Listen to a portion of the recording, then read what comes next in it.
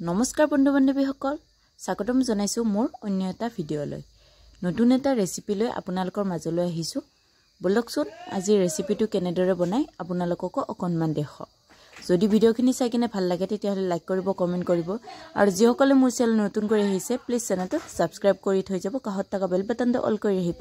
যাতে আহি থকা মোৰ ভিডিঅৰ নটিফিকেশনবোৰ আপোনালোকে প্ৰথমতে পাই থাকে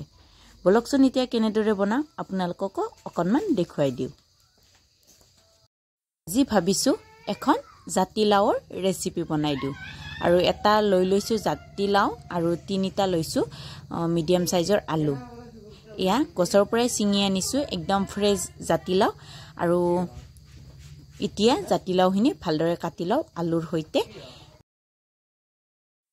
এই পিনে লাও আৰু আলুখিনি টুকুৰা টুকুৰ কৰি এনেকুৱা কৰি কাটি লৈছো এতিয়া বলক যাও একেবাৰে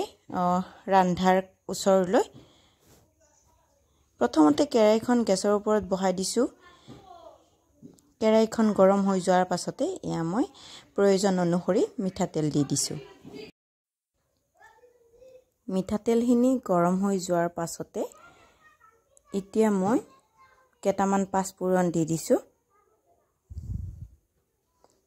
আধা চামুচ মান হ'ব পাঁচফোৰণ অকমান কলা জিৰা দি দিছো এনে কেটামান এচিকুটমান আৰু এটা শুকান জলকীয়া দি দিছো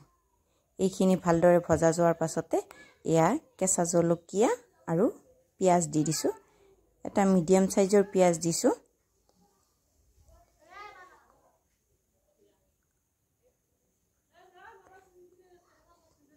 পিয়াজখিনি ভালদৰে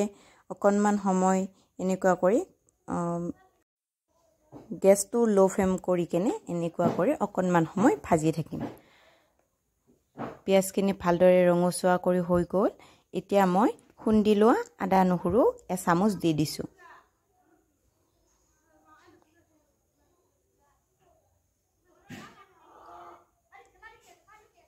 ইয়া আদা নহৰুৰ কেঁচা গন্ধটো যোৱালৈকে মই ভাজি আছো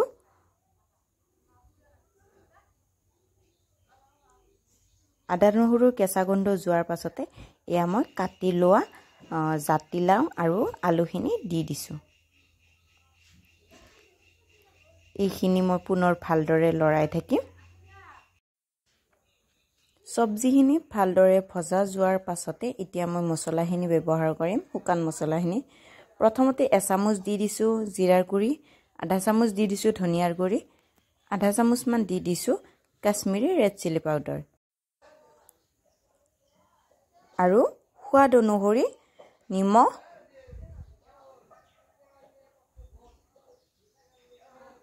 প্ৰয়োজন অনুসৰি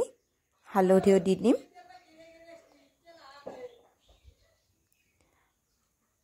এতিয়া মই পুনৰ ভালদৰে গটিখিনি মছলা মিহলাই দিম এনেকুৱা কৰিয়ে 5 মিনিট মান সময় ভালদৰে ভাজি থাকিম 5 মিনিট মান ভজা যোৱাৰ পাছতে এতিয়া মই আকৌ 5 মিনিট মানৰ কাৰণে ঢাকনিখন লগাই দিম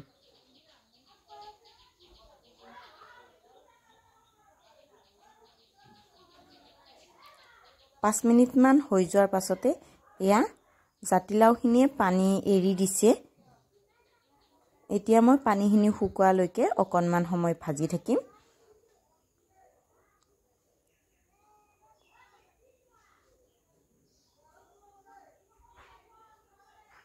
আলুখিনি প্ৰায় 40% মান সিজিয়ে গৈছে এনেকুৱা কৰি ভাজি থকাতে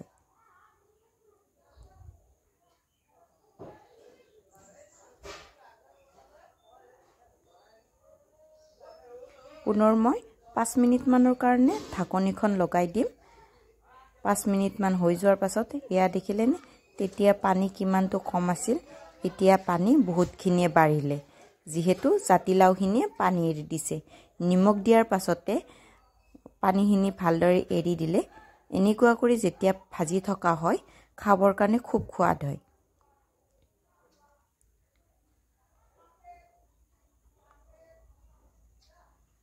এতিয়া মই কাটি ৰখা এটা সৰু সাইজৰ বিলাহী দি দিছো বিলাহী দিলে খাবৰ কাৰণে বেছিয়ে সোৱাদ হয়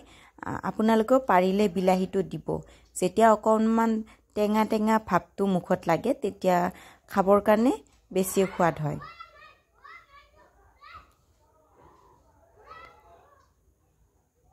এনেকুৱা কৰিয়ে 5 মিনিট মান সময় কৰি মই ভাজি আছো যাতে ভাজি থকাতে আলু জাতিলাও যাতে ভালদৰে সিজি যায়। ভালদৰে ভজা যোৱাৰ পাছতে এতিয়া মই আঞ্জাখনত যিমান প্ৰয়োজন হয় ইমান প্ৰয়োজন অনুসৰি মই গৰম পানী দি দিছো। পৰাপক্ষত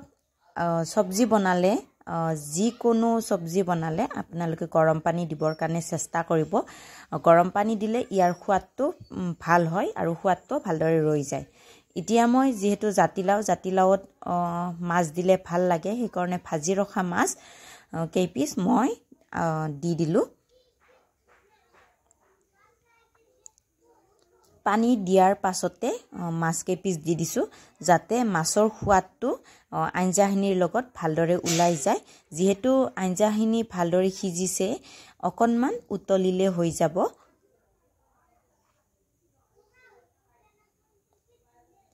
এতিয়া মই 10 মিনিট মানৰ কাৰণে সিজিবৰ কাৰণে এনেকুৱা কৰি গেছটো হাই ফ্লেমত দি কেনে ৰাখি দিম। এয়া দেখিলেনে ইমান ধুনীয়া কৰি 10 মিনিট মানৰ পিছত আপোনালোকক দেখুৱাই দিছো। ধুনীয়া কৰি আঞ্জাখন গোটাও হৈ আহিছে আৰু দেখিবৰ কাৰণেও ধুনীয়া হৈছে আৰু ভালদৰেও কোমল হৈ গৈছে, সিজি গৈছে ধুনীয়া কৰি।